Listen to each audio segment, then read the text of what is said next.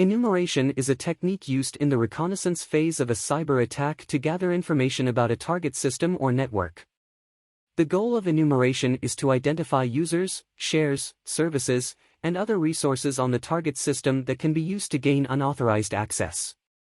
Enumeration is typically performed after network scanning and can involve a variety of techniques, including user enumeration. User enumeration involves identifying user accounts on a target system. This can be done using brute force attacks to guess account names or by attempting to log into the system with a set of known usernames. Service enumeration. Service enumeration involves identifying services running on a target system, such as web servers, databases, and email servers. This can be done using port scanning, banner grabbing, or other techniques. Share enumeration. Share enumeration involves identifying file shares on a target system that can be accessed without proper authorization.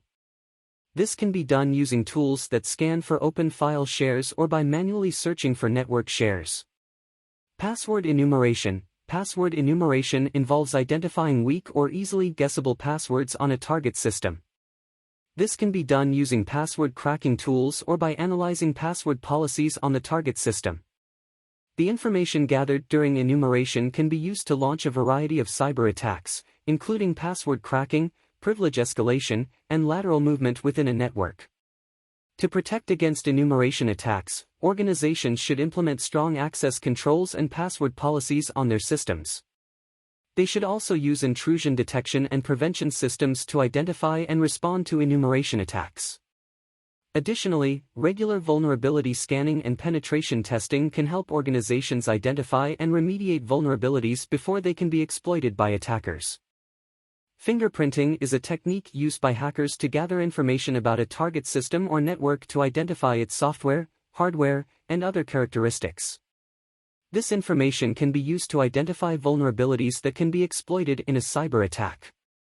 Fingerprinting is typically performed during the reconnaissance phase of a cyber attack and can involve a variety of techniques, including active fingerprinting. Active fingerprinting involves sending specific packets to the target system or network to elicit a response that reveals information about its characteristics. This can include packet sniffing, operating system detection, and service fingerprinting. Passive fingerprinting. Passive fingerprinting involves gathering information about a target system or network without engaging with it directly. This can include analyzing network traffic, metadata, and other sources of information to build a profile of the target system or network. Remote fingerprinting. Remote fingerprinting involves gathering information about a target system or network from a remote location without direct access to it. This can include gathering information from publicly available sources, such as social media, public records, and job postings. Active network scanning. Active network scanning involves scanning a network to identify live hosts, open ports, and other characteristics. This can include using tools such as Nmap or Nessus to identify potential vulnerabilities. The information gathered during fingerprinting can be used to launch a variety of cyber attacks, including malware attacks, phishing attacks, and denial of service attacks.